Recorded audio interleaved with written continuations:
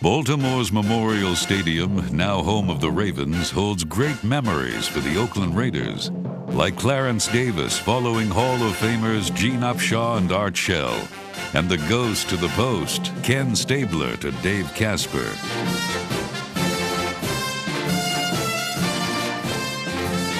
Baltimore was ready for their new team, but Coach Mike White's Raiders, with 22 new players, were equally ready.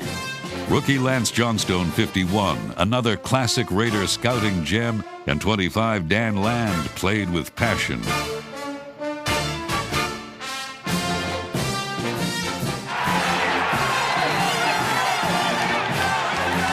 With Jeff Hostetler out injured, Billy Joe Hobart started and quickly helped top draft choice Ricky Dudley record his first pro reception.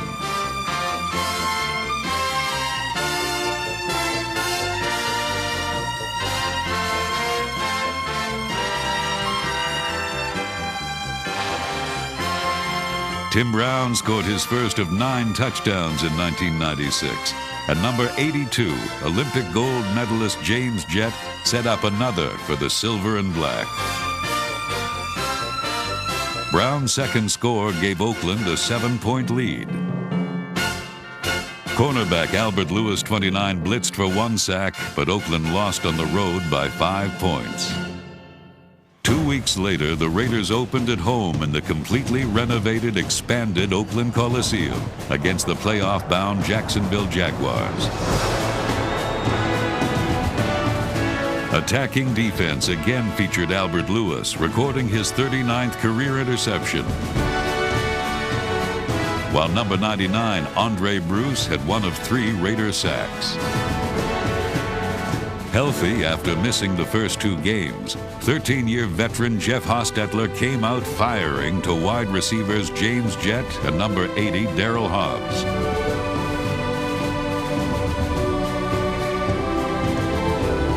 Hostetler ignited the roar of the crowd with a touchdown to Tim Brown. Key blocks by 75 Pat Harlow, 76 Steve Wisniewski, and 82 James Jett allowed skillful second-year pro Napoleon Kaufman to explode for big gains against Jacksonville. With victory in their grasp, Raider defense dominated with aggressive play by 53 linebacker Rob Fredrickson, 94 Anthony Smith, and defensive tackle Jerry Ball. 20. He can walk it in. Touchdown Raiders and Jerry Ball.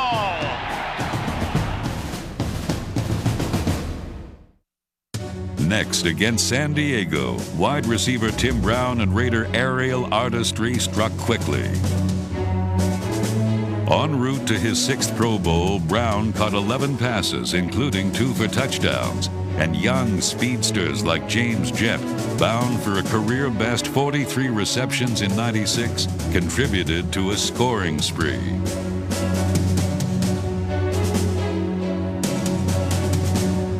On defense, 56 Pat Swilling, 21 Darren Carrington, and 54 Greg Biekert battled the run, while Raider newcomer Larry Brown, Super Bowl 30 MVP, prevented a Charger score.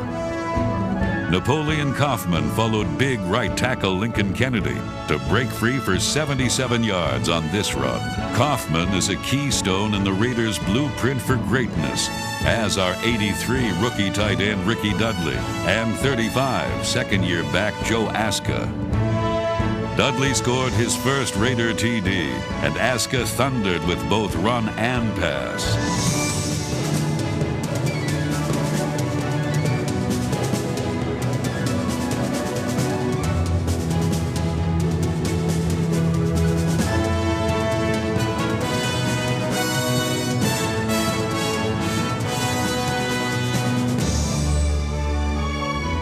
Hobart came in late to rally these fighters in silver and black, firing touchdowns to Tim Brown and number 84, unheralded scouting department find, Kenny Shedd.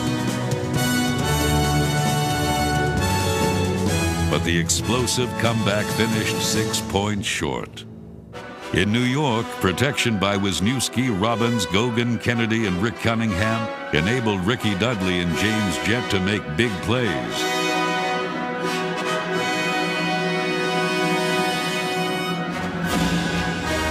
Relentless coverage teams among pro football's best featured 88 Orlando Truitt, 87 Andrew Glover, Paul Butcher, Dan Land, Dan Turk, Kenny Shedd, Rob Holmberg, Tim Hall, Carl Kidd, and others. Defensively, 53 Rob Fredrickson, 91 Chester McLaughlin, 97 Russell Maryland, 54 Greg Biekert, and 51 Lance Johnstone grounded the Jets. Pro Bowl choice Terry McDaniel intercepted, and 37 James Trapp, 52 Mike Jones, Jerry Ball, Albert Lewis, and Larry Brown provided support.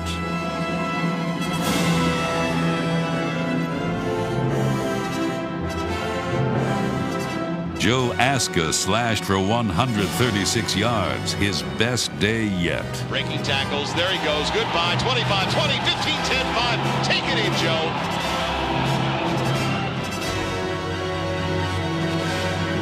Ricky Dudley scored again as the Oakland Raiders totally dominated, winning 34-13.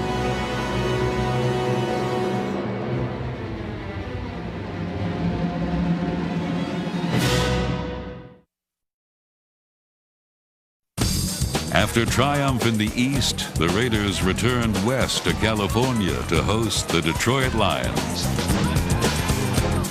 Cornerback Larry Brown helped shut down Lions passing as the Raiders shut out high-scoring Detroit the first 40 minutes. Hostetler completed 7 passes to 82 James Jett and 4 each to Brown, Hobbs, and Jerome Davison as the Raiders stormed to a 34-0 lead. 3 wide receivers and the tight end Dudley up to the right side. Hostetler back to throw. Looks, pressure comes, flushed out, fires underneath. It's Coffin to the 10, Coffin to the 5. Lunging! Is he in? Yes! Touchdown Raiders! Joe Aska and Raider mind and muscle controlled the Detroit defense, setting up an awesome play-action passing game. Davison, a wing back on the right side of the hip of Ricky Dudley. Play fake. They're going to throw for it. They're going for the bundle. James Jett has beaten his man. He's inside the 20. He's got it at the 5. Rolls into the end zone. Touchdown Raiders! Unbelievable. Play fake. Back to throw. Hostetler with heat coming. Goes deep down the near side. Dudley wide open to the 40. He's to the 30. Cuts it back to the 20, and he'll take it the distance. Touchdown Raiders! Again, we talk about the young players that have stepped up. Seeking victory in the tough AFC West, the Raiders traveled to San Diego for a Monday night showdown. Napoleon Kaufman followed Gogan, Kennedy, and Brown to score. Defensively, Chester McLaughlin demonstrated Pro Bowl prowess, roaming right and left to help limit the Chargers to 29 yards rushing and forcing a fumble that Pat Swilling alertly fielded.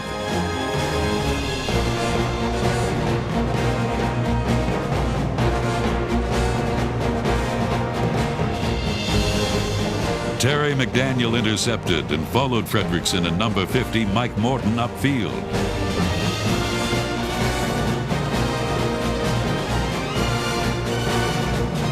Talented Harvey Williams, number 22, displayed fine hands and quick feet.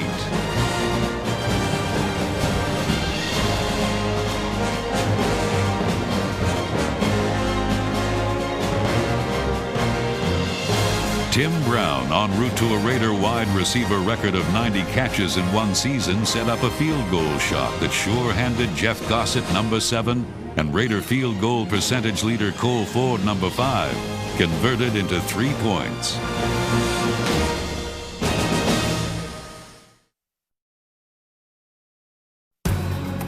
Back home before the famed Raiderettes and 62,000 loyal fans in the recently expanded Oakland Coliseum, Raider defenders rose to the challenge. Safety Lorenzo Lynch's interception earned an early opportunity, and Hostetler's 5-yard run behind 64 Robert Jenkins, Wisniewski, and Robbins converted turnover to touchdown against division-leading Denver. Then it was time for Bronco busting.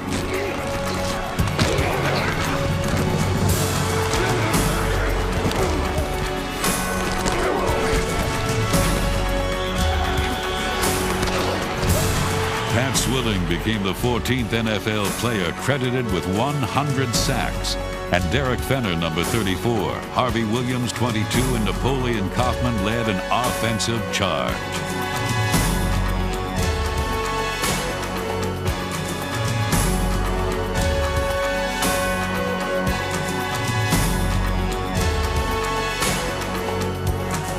Fenner worked through traffic to score on a pass, and Williams ran tough inside.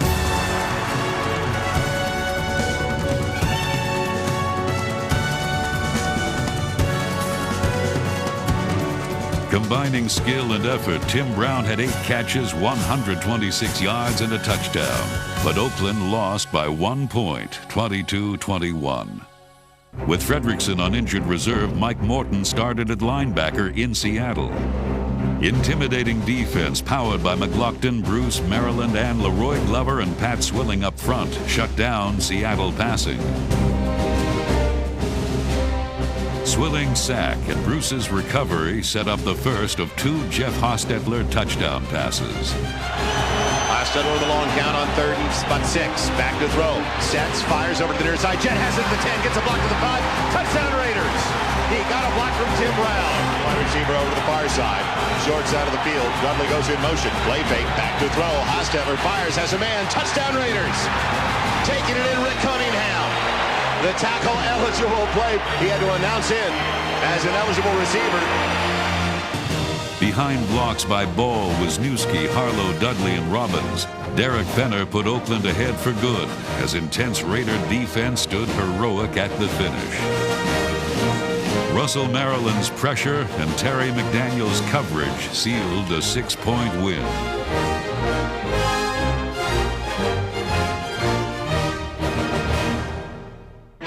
The Oakland Coliseum has indeed been a house of pain for the Miami Dolphins. Whether through Ben Davidson driving Bob Greasy into the mud or Ken Stabler's sea of hands pass to Clarence Davis to earn a championship shot. The embattled Raiders were primed to create more painful experiences for the visiting Dolphins. This afternoon, we're at the Coliseum in Oakland as we get ready for the matchup between the Miami Dolphins and the Oakland Raiders. For the land of the free and the home of the brave. TV star Kelsey Grammer sang the national anthem before another sellout Coliseum crowd. The Raiders controlled the war up front, and Harvey Williams and company rushed for 156 yards. Greg Biekert, 55 James Folston, and 74 Nolan Harrison helped hold Miami to just 34 yards rushing and pressured Dan Marino all afternoon. McLaughlin pursued, and 21 Darren Carrington came up to support. Versatile Tim Brown gained on the ground, following 295-pound Steve Wisniewski and 165-pound James Jett. Then, the AFC's number 2 pass catcher in 1996 found the end zone again. With the score, the Raider defense put the game away. Holds up, goes deep down the near side. Albert Lewis is there on the coverage. Does he come up with it? Yes! Interception. Here comes the blitz again. They pick it up. Marino fires over to the near side. Intercepted by McDaniel on the 25 to the 30. Comes over to the left side. Marino back to throw. Pressure coming up the gut. Slings it over the middle. Intercepted by Morton to the 45-40. He is tripped up going down to the 37 as they went over the middle. Man, he just made my year.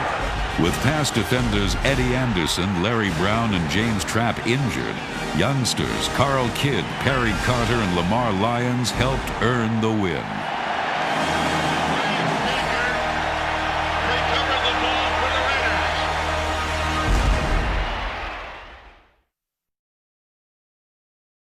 It was the calm before the storm as the Raiders prepared for their 48th Monday Night Football appearance since 1970. Foul weather could not deter great Raider fans who streamed into the Coliseum, with thousands using BART trains. Storm be damned. This was Monday Night Football. This was Oakland Raider Monday Night Football.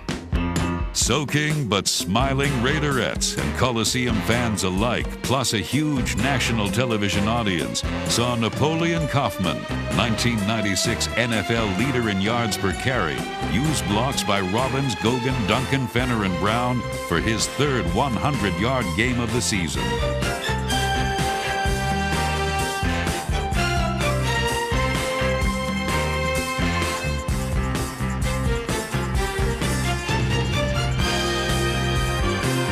Tight end Andrew Glover capped the drive to put the aroused Raiders 7 points up on Kansas City.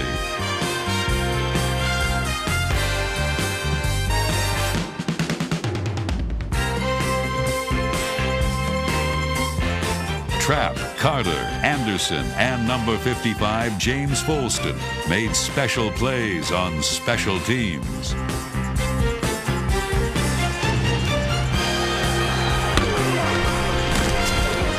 Linebackers Mike Morton, Greg Beekert, and Mike Jones stuffed chief runners, limiting them to under 100 yards. Chester McLaughlin, sack leader among AFC defensive tackles, captured quarterbacks and forced a crucial safety. Goal line, he spun around, he throws the ball out of the end zone. It should be a safety. It should be a safety. Grounding while in the end zone. Safety on Gannon of the Kansas City Chiefs. This Monday night was payback time, and hostile Raider defenders were the bill collectors. Mike Jones' big hit and Darren Carrington's interception helped keep Kansas City scoreless till late in the game.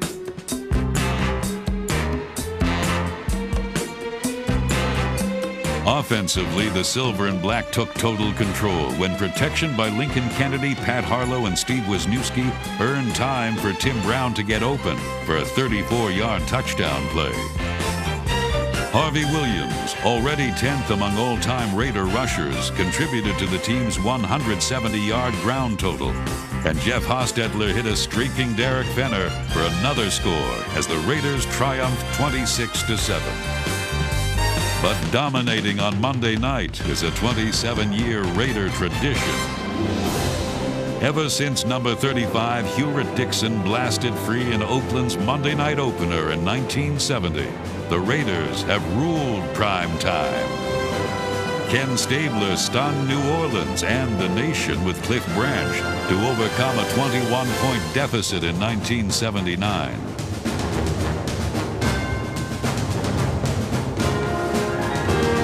Jim Plunkett's bomb to Morris Bradshaw triggered a 45-point outburst in Pittsburgh as the 1980s began.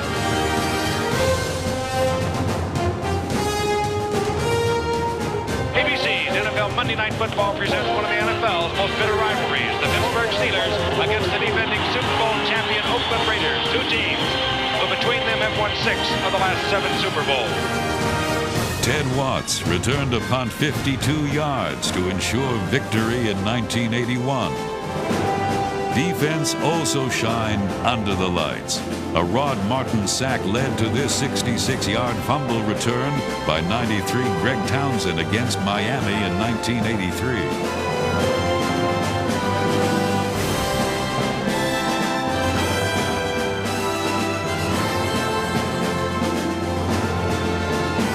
Montgomery returned a punt in a 1984 Monday night battle in Detroit with the clearing block by number 30, Stacy Turan.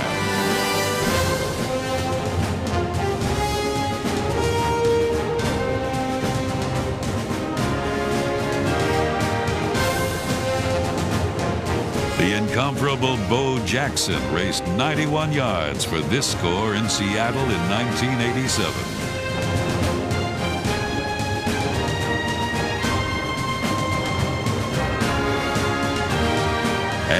Eddie Anderson's brilliant 87-yard interception return against the Jets in 1989 is just one of countless plays that have made the Raiders by far the winningest team in Monday Night Football history.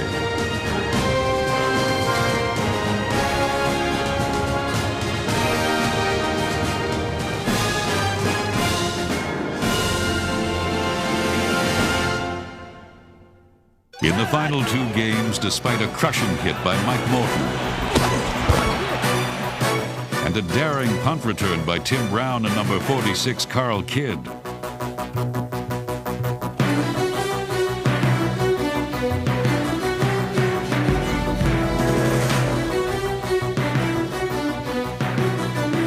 and a guided missile to a diving Kenny Shedd.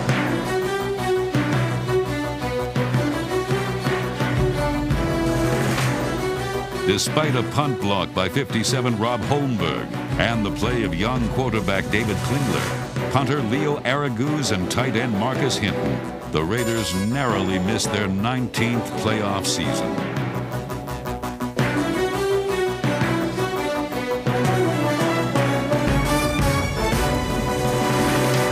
In 1997, the Pro Football Hall of Fame enshrines its 9th Raider, great cornerback Mike Haynes, who wore the feared silver and black for 7 seasons, including the Raiders' dominating Super Bowl 18 triumph.